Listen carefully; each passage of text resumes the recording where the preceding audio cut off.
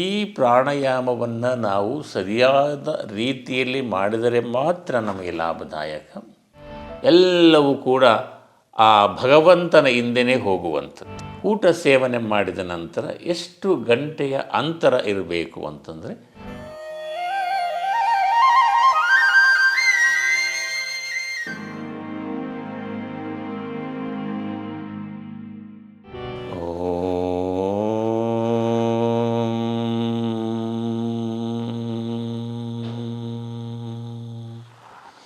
ನಮಸ್ಕಾರ ಆತ್ಮೀಯರೇ, ಹಂಸಯೋಗದ ಯೂಟ್ಯೂಬ್ ಕಾರ್ಯಕ್ರಮಕ್ಕೆ ಸ್ವಾಗತ ಸುಸ್ವಾಗತ. ಇಂದಿನ ವಿಷಯ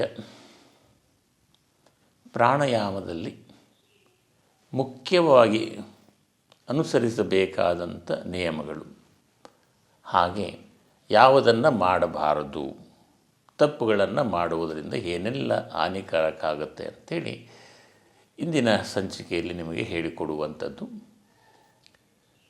ಪ್ರಾಣ ಎನ್ನುವಂಥದ್ದು ಉಸಿರು. ನಾವು ಗಾಳಿಯನ್ನು ಒಳಗಡೆ ಏನು ತಗೊಳ್ತೀವಿ, ಇನ್ನೇಲ್ ಅಂತೇಳಿ, ಅದೇ ಎಕ್ಸೇಲ್ ಆಗಿ ಬಿಡುವಂಥದ್ದು. ಒಳಗಡೆ ಎಳೆಯುವಂಥದ್ದು ಪೂರಕ, ಹೊರಗಡೆ ಬಿಡುವಂಥದ್ದು ರೇಚಕ. ಈ ಪ್ರಾಣಾಯಾಮವನ್ನು ನಾವು ಸರಿಯಾದ ರೀತಿಯಲ್ಲಿ ಮಾಡಿದರೆ ಮಾತ್ರ ನಮಗೆ ಲಾಭದಾಯಕ. ಇಲ್ಲದೇ ಇದ್ದರೆ ಅನ್ಯ ರೀತಿಯಾದ ಪ್ರಾಬ್ಲಮ್ ಕ್ರಿಯೇಟ್ ಆಗುವಂಥದ್ದು ನಿಮಗೆ. ಉಸಿರಾಟವನ್ನು ನಾವು ಯಾವತ್ತೂ ಕೂಡ ಸರಿಯಾದ ರೀತಿಯಲ್ಲಿ ಮಾಡಬೇಕು. ಅದಕ್ಕೆ ಪ್ರಾಣಾಯಾಮ. ಪ್ರಾಣಾಯಾಮ ಅಂತಂದರೆ ಉಸಿರಾಟದ ಕ್ರಮವಾದ ರೀತಿಯಲ್ಲಿ ನಿಯಂತ್ರಣ ಮಾಡುವಂಥದ್ದು. ಇನ್ನೊಂದು ಅರ್ಥ ನೋಡುವುದಾದರೆ ಉಸಿರಾಟದ ಜೊತೆ ಪ್ರಯಾಣ ಅಂತಲೂ ಆಗುತ್ತೆ. ನಮ್ಮ ದೇಹದಲ್ಲಿ ಗಾಳಿ ಅಂತಂದರೆ ಪ್ರಾಣವಾಯು ಇರುವವರೆಗೂ ಮಾತ್ರ ನಮ್ಮನ್ನು ಹೆಸರಿಟ್ಟು ಕರೀತಾರೆ. ಅದೇ ಪ್ರಾಣವಾಯು ನಮ್ಮ ದೇಹದಿಂದ ಹೊರಗಡೆ ಹೋದ ನಂತರ ಈ ದೇಹಕ್ಕೆ ಬೆಲೆ ಇಲ್ಲ, ಶವ ಅಂತ ಕರೀತಾರೆ. ಪ್ರಾಣ ಎನ್ನುವಂಥದ್ದು ಭಗವಂತ. ಆ ಭಗವಂತ ಈ ದೇಹದಿಂದ ಹೊರಗಡೆ ಹೋದಾಗ ಈ ದೇಹಕ್ಕೆ ಯಾವುದೇ ರೀತಿಯಾದ ಬೆಲೆ ಇಲ್ಲ. ನೀವೇನೇ ಸಾಧನೆ ಮಾಡಿದರೂ ಕೂಡ ಅದು ಎಲ್ಲವೂ ಕೂಡ ಆ ಭಗವಂತನ ಹಿಂದೆಯೇ ಹೋಗುವಂಥದ್ದು. ಎಲ್ಲ ಆತ್ಮೀಯರಿಗೆ ಶರಣು. ಈ ಹಂಸಯೋಗ ಫೌಂಡೇಶನ್ ವತಿಯಿಂದ 5 ದಿನಗಳ ಧ್ಯಾನ ಕಾರ್ಯಾಗಾರ ಹಮ್ಮಿಕೊಂಡಿದ್ರು. ನಾವು ಮೊದಲು ಸ್ವಲ್ಪ ಆನಾಪಾನಸತಿ ಧ್ಯಾನದಲ್ಲಿ ತೊಡಗಿಸ್ಕೊಂಡಿದ್ವಿ. ಒಂದು 5 ದಿನ ಕಾರ್ಯಾಗಾರದಲ್ಲಿ ಈ ಚಕ್ರಗಳ ಬಗ್ಗೆ ನನಗೆ ಸ್ವಲ್ಪ ಮಾಹಿತಿ ಇರಲಿಲ್ಲ. ಅದರಲ್ಲಿ ನಮ್ಮ ಗುರುಗಳು ಸತ್ಯನಾರಾಯಣ ಅವರು ತುಂಬ ಚೆನ್ನಾಗಿ ಅದನ್ನು ಎಕ್ಸ್ಪ್ಲೈನ್ ಮಾಡಿ ಕುಂಡಲಿನಿ ಜಾಗೃತಿ ಬಗ್ಗೆ ಒಂದು ಅವೇರ್ನೆಸ್ ಕೊಟ್ಟಿದ್ದಾರೆ. ಈ ಥರ ಒಂದು ಶಾಸ್ತ್ರಾಭ್ಯಾಸ ಮಾಡ್ಕೊಂಡು ಹೋಗಪ್ಪ ಅಂತ. ಈ ಧ್ಯಾನದಿಂದ ಪ್ರತಿಯೊಬ್ಬರಿಗೂ ಸಂಪೂರ್ಣವಾಗಿ ಆರೋಗ್ಯ, ಆನಂದ, ಐಶ್ವರ್ಯ ಪ್ರತಿಯೊಂದು ಸಿಗುತ್ತೆ. ಮತ್ತು ಹಂಸಯೋಗ ಫೌಂಡೇಶನ್ ವತಿಯಿಂದ ಇದರಲ್ಲಿ ವಿಶೇಷ ಏನಪ್ಪ ಅಂದರೆ ಮುದ್ರಾ ಧ್ಯಾನ ಅಂತ ಹೇಳ್ಬಿಟ್ಟು, ಈ ಮುದ್ರೆಗಳಿಂದನೂ ಸಹ ಪ್ರತಿಯೊಂದು ನಮ್ಮ ಕಾಯಿಲೆಗಳಿಗೆ ಮತ್ತು ನಮ್ಮ ಒಂದು ಆರೋಗ್ಯ, ಐಶ್ವರ್ಯ, ಅಭಿವೃದ್ಧಿಗೋಸ್ಕರನೂ ಈ ಮುದ್ರೆ ನಮಗೆ ತುಂಬ ಅನುಕೂಲ ಆಗ್ತದೆ. ಇದರಿಂದ ನಮ್ಮ ಗುರುಗಳು ತುಂಬ ಚೆನ್ನಾಗಿ ಹೇಳ್ಕೊಂಡು ಕೊಟ್ಟಿದ್ದಾರೆ. ಈ ಮುದ್ರೆಯಿಂದನೂ ಸಹ ಧ್ಯಾನ ಅನ್ನೋದು ಇನ್ನೂ ಪಕ್ವ ಆಗ್ತದೆ. ನಮಗೆ ಹೋಗ್ತಾ ಹೋಗ್ತಾ ಮೈಂಡು ಆದಷ್ಟು ಬೇಗ ಶಾಂತ ಸ್ಥಿತಿಗೆ ಬರ್ತೈತೆ. ಧ್ಯಾನ ಅನ್ನೋದೇ ಶಾಂತ ಸ್ಥಿತಿ. ಅದರಲ್ಲೂ ಮುದ್ರಾ ಯೋಗ ಅನ್ನತಕ್ಕಂಥದ್ದನ್ನು ನಮಗೆ ಅತಿ ಬೇಗ ಒಂದು ಮನಸ್ಸು ಕಾನ್ಸಂಟ್ರೇಷನ್ 0 ಶೂನ್ಯ ಸ್ಥಿತಿಗೆ ತಲುಪೋದಕ್ಕೆ ಈ ಮುದ್ರಾ ಯೋಗ ಅನ್ನೋದು ನಮಗೆ ತುಂಬ ಸಹಕಾರ ಆಗ್ತದೆ. ಆದ್ದರಿಂದ ಪ್ರತಿಯೊಬ್ಬರು ಸ್ವಲ್ಪ ಭಾಗವಹಿಸಿ ಎಲ್ಲರೂ ಇದನ್ನು ಆಚರಣೆ ತಗೋಬರೋಣ. ಮತ್ತು ಒಂದು 10 ಜನಕ್ಕೆ ನಾವು ಇದನ್ನು ಎಕ್ಸ್ಪಾಂಡ್ ಮಾಡೋಣ. ಒಂದು ಡಿಸ್ಪ್ಲೇ ತೋರಿಸ್ತಾ ಇರೋಣ. ಇದನ್ನು ಕೊಟ್ಟಿದ್ದಾರೆ ಸಾರು, ನಾವು ಏನು ಸಾಧನೆ ಮಾಡಿದ್ದೀವಿ ಅಂತ ಕೊಟ್ಟಿದ್ದಾರೆ ಗೊತ್ತಿಲ್ಲ. ಇರಲಿ, ಆಯಿತು, ಸಂತೋಷ. ಒಂದು 5 ದಿನ ಎಲ್ಲರೂ ಪ್ರತಿಯೊಬ್ಬರು ಕಾರ್ಯಾಗಾರಕ್ಕೆ ಬಂದು ನೀವು ಈ ಒಂದು ಸದುಪಯೋಗನ ಪಡ್ಕೊಳ್ರಿ ಅಂತ ಕೇಳ್ತಾ ನಾನು 2 ಮಾತು ಮುಗಿಸ್ತೇನೆ ಅಲ್ವೇ. ಅದಕ್ಕೆ ಇಂದಿನ ಸಂಚಿಕೆ ನಿಮಗೆ ತುಂಬ ಉಪಯೋಗ ಆಗುತ್ತೆ. ಯಾವುದನ್ನು ಅನುಸರಿಸಬೇಕು, ಯಾವುದನ್ನು ಅನುಸರಿಸಬಾರದು. ಮೊದಲಿಗೆ ಅನುಸರಿಸುವಂಥ ವಿಧಾನವನ್ನು ಹೇಳ್ತೀನಿ. ಮೊಟ್ಟ ಮೊದಲನೇ ಬಾರಿಗೆ ಈ ರೀತಿಯಾಗಿ ಒಂದು ಮಣೆ ಇರಬೇಕು. ಮಣೆ ಇಲ್ಲ ಅಂತಂದರೆ ಒಂದು ಬ್ಲ್ಯಾಂಕೆಟ್ನ ಇಷ್ಟು ಹೈಟಿಗೆ ಫೋಲ್ಡ್ ಮಾಡಿ ಒಂದು 2.5 ಇಂಚಿಂದ 3 ಇಂಚು ಬರುತ್ತೆ. ಇದನ್ನು ಈ ರೀತಿ ಕೂತ್ಕೊಳ್ಳುವಂಥ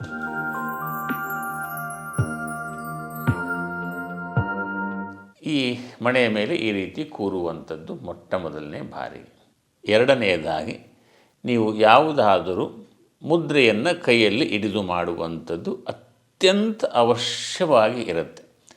ಯಾಕೆ ಮುದ್ರೆ ಹಿಡಿಬೇಕು ಅಂತಂದರೆ, ಪ್ರಾಣಾಯಾಮ ಮಾಡುವ ಸಂದರ್ಭದಲ್ಲಿ ನಿಮ್ಮ ಶಕ್ತಿ ಹೆಚ್ಚು ಹೆಚ್ಚು ಹೆಚ್ಚು ಬರ್ತಾ ಇರುತ್ತೆ. ಅದು ಮುದ್ರೆ ಹಿಡಿದಿಲ್ಲ ಅಂದರೆ ಏನಾಗುತ್ತೆ, ಅದು ಆಚೆ ಹೋಗುತ್ತೆ, ಹಾಗೆ ನಿಮ್ಮಲ್ಲಿ ನಿಲ್ಲೋದಿಲ್ಲ. ಅದಕ್ಕೆ ಯಾವುದಾದ್ರೂ ಸರ್ ನಿಮಗೆ ಗೊತ್ತಿರುವಂಥ ಜ್ಞಾನ ಮುದ್ರಾ, ಪೃಥ್ವಿ ಮುದ್ರಾ, ಆಕಾಶ ಮುದ್ರೆ, ಯಾವುದು ನಿಮಗೆ ಅನುಕೂಲಕರವಾಗುತ್ತೋ, ಗದಾ ಮುದ್ರೆ, ನಿಮ್ಮ ಅನಿಸಿಕೆ ಯಾವುದು ನಿಮಗೆ ನೆನಪು ಬರುತ್ತೆ ಅದನ್ನು ಮಾಡುವಂಥ ರೂಢಿ ಮಾಡಿಕೊಳ್ಳಿ. ಎರಡನೆಯದಾಗಿ. ಮೂರನೆಯದಾಗಿ, ನೀವು ಮಾಡುವಂಥ ಪ್ರಾಣಾಯಾಮ ಮನೆಯ ಒಳಗಡೆ ಇರಬೇಕು. ಮನೆಯ ಒಳಗಡೆ ಮಾಡುವ ಸಂದರ್ಭದಲ್ಲಿ ಸ್ವಲ್ಪ ಕಿಟಕಿಯನ್ನು ತೆಗೆದು ಗಾಳಿ ಹೊರಗಡೆಯಿಂದ ಒಳಗಡೆ ಬರಬೇಕು, ಒಳಗಡೆಯಿಂದ ಹೊರಗಡೆ ಬರೋ ರೀತಿ ಗಾಳಿ ಬೆಳಕು ಇರುವಂಥ, ರಾತ್ರಿ ಹೊತ್ತು, ಸಂಜೆ ಹೊತ್ತು, ಬೆಳಗಿನ ಜಾವ ಅರ್ಲಿ 3 ಗಂಟೆ ಆ ಥರ ಮಾಡ್ತಿದ್ರೆ ಒಂದು ಲೈಟ್ ಹಾಕಿ ಮಾಡಿ ಕಿಟಕಿಯನ್ನು ತೆಗೆದಿರಬೇಕು. ಯಾವುದೇ ಕಾರಣಕ್ಕೂ ಕಿಟಕಿಗಳನ್ನು ಮುಚ್ಚಿ ಪ್ರಾಣಾಯಾಮಗಳನ್ನು ಮಾಡುವಂಥದ್ದು ನಿಷಿದ್ಧ. ನಾಲ್ಕನೆಯದಾಗಿ, ಹೊಟ್ಟೆ ಖಾಲಿ ಇರುವಂಥ ಸಮಯದಲ್ಲೇ ಮಾಡಬೇಕು. ಊಟ ಸೇವನೆ ಮಾಡಿದ ನಂತರ ಎಷ್ಟು ಗಂಟೆಯ ಅಂತರ ಇರಬೇಕು ಅಂತಂದರೆ 4 ಗಂಟೆಯ ಅಂತರ ಇರಬೇಕಾಗುತ್ತೆ. ಬೆಳಗಿನ ಜಾವ ಅರ್ಲಿ ಮಾಡುವುದು ತುಂಬ ಉತ್ತಮ. ಒಂದು ವೇಳೆ ಸಂಧ್ಯಾಕಾಲದಲ್ಲಿ ನೀವು ಮಾಡ್ತೀವಿ ಅಂತಂದರೆ ಆ ಗ್ಯಾಪ್ ಇರಬೇಕು ಊಟದ ನಂತರ. ಸ್ವಲ್ಪ ಲಿಕ್ವಿಡ್ ಏನಾರು ತೊಗೊಂಡಿದ್ರು ಕೂಡ ಒಂದು ಅರ್ಧ ಗಂಟೆಯ ನಂತರ ನೀವು ಮಾಡ್ಬೋದು. ಈ 5ನೆಯದು, ಪ್ರತಿಯೊಂದು ಸಾರಿ ಪ್ರಾಣಾಯಾಮ ಮಾಡುವಾಗ ನಿಮ್ಮ ಮೂತ್ರಪಿಂಡಗಳು ಖಾಲಿ ಇರಬೇಕು. ಇದು ಬಹಳ ಅವಶ್ಯವಾಗಿ ಬೇಕಾಗಿರುವಂಥ ನಿಯಮ. ಪ್ರಾಣಾಯಾಮ ಮುಗಿದ ನಂತರ ಶವಾಸನ, ನಂತರ ಮೂತ್ರ ವಿಸರ್ಜನೆ ಮಾಡುವಂಥದ್ದು ಅತ್ಯಂತ ಅವಶ್ಯ. ಅಲ್ಲಿ ಶೇಖರಣೆ ಆದಂಥದ್ದನ್ನು ವಾಪಸ್ ಹೊರದೂಡುವಂಥ ಕೆಲಸ ಈ ರೀತಿ ಮಾಡಬೇಕು. ಕೊನೆಯದಾಗಿ,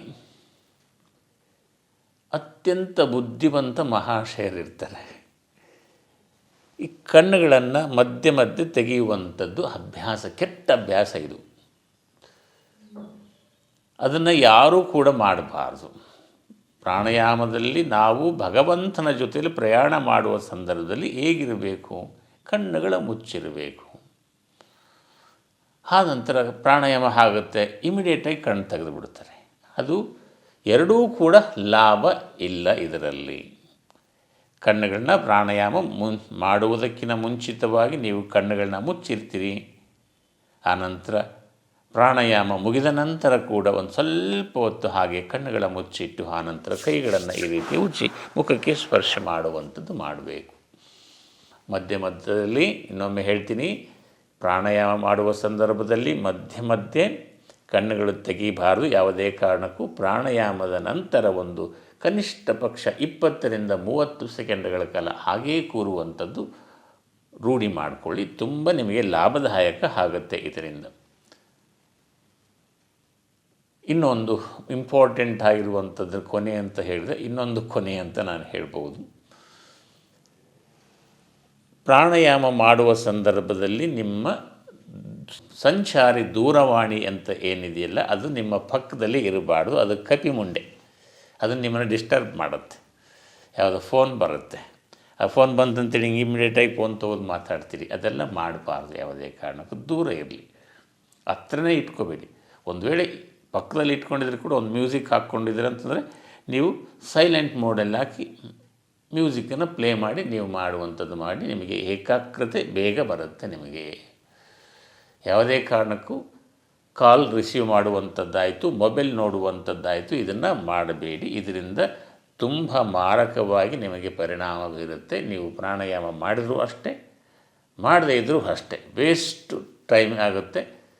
ಏನು ಲಾಭ ಆಗೋದು, ನಾನು ಪ್ರಾಣಾಯಾಮ ಮಾಡ್ತಾ ಇದ್ದೀನಿ ಅಂತ ಹೇಳ್ತೀರಿ, ಎಲ್ಲ ರೋಗಗಳು ಹಾಗೇ ಇರ್ತವೆ. ಅದನ್ನು ಈ ರೀತಿ ನಾನು ಹೇಳಿದಂಥ ರೂಲ್ಸ್ಗಳನ್ನ ಫಾಲೋ ಮಾಡಿ ನಿಮಗೆ ಉತ್ತಮವಾದ ಲಾಭದಾಯಕ ಸಿಗುತ್ತೆ. ಈಗ ಯಾವುದನ್ನು ಮಾಡಬಾರದು? ಮುಖ್ಯವಾಗಿ ನಗರ ಪ್ರದೇಶಗಳಲ್ಲಿ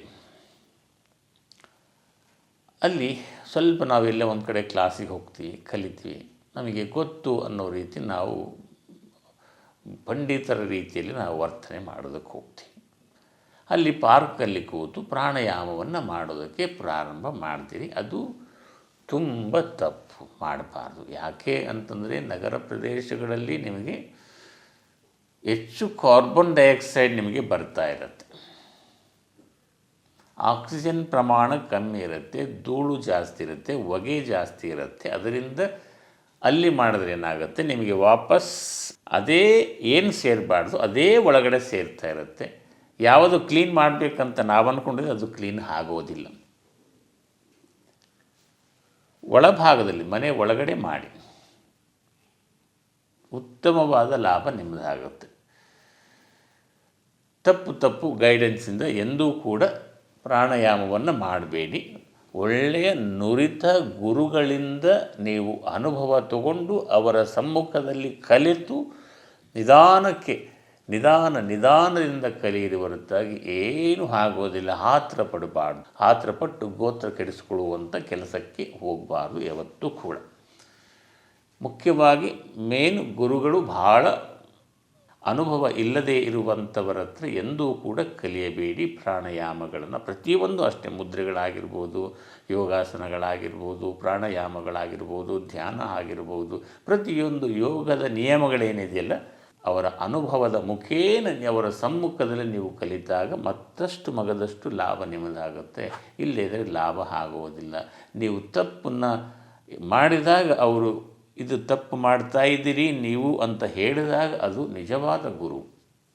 ಯಾಕಂತಂದರೆ ತಪ್ಪು ಅನುಭವ ನನ್ನಲ್ಲಿ ಆಗಿರಬೇಕು ಅಂತಂದರೆ ಯಾರು ಗುರುವಾಗಿರ್ತಾನೆ, ಯಾರು ಗುರು ಅಂದ ತಕ್ಷಣ ಮಾರ್ಗದರ್ಶಕ, ಯಾರು ಅವರ ಅನುಭವದಲ್ಲಿರಬೇಕು. ಅನುಭವದಲ್ಲಿ ಅಮೃತ ಇದೆ ಅಂತ ಹೇಳಿದ್ದಾರೆ. ಇದನ್ನು ಚಾಚು ತಪ್ಪದೆ ಅನುಸರಿಸುವುದರಿಂದ ನಿಮಗೆ ಮಗದಷ್ಟು ದಿನೇ ಲಾಭ ಆಗುತ್ತೆ. ಯಾವುದಾದ್ರೂ ರೋಗಗಳಿದ್ದರೆ ಅದು ತನ್ನಷ್ಟಿಗೆ ತಾನೇ ಮಾಯವಾಗಿ ಹೋಗುತ್ತೆ. ನಿಮ್ಮ ದೇಹ ಎನ್ನುವಂಥದ್ದು ಔಷಧಿಗೂಡಲ್ಲಿ ಔಷಧಿಯನ್ನು ಉತ್ಪಾದನೆ ಮಾಡಿಕೊಡುತ್ತೆ. ಅದನ್ನು ನಿಮ್ಮ ದೇಹ ಮತ್ತಷ್ಟು ಪವಿತ್ರ ಆಗುತ್ತೆ. ಇಂದಿನ ಈ ಸಂಚಿಕೆಯನ್ನು ಮುಕ್ತಾಯ ಮಾಡೋಣವೇ? ಮುಂದಿನ ಸಂಚಿಕೆಯಲ್ಲಿ ಮತ್ತೊಮ್ಮೆ ಸಿಗೋಣವೇ? ಅಲ್ಲಿವರೆಗೂ ನಗ್ನಾಗ್ತಾ ಇರಿ, ಖುಷಿಯಾಗಿರಿ, ಸಂತೋಷವಾಗಿರಿ.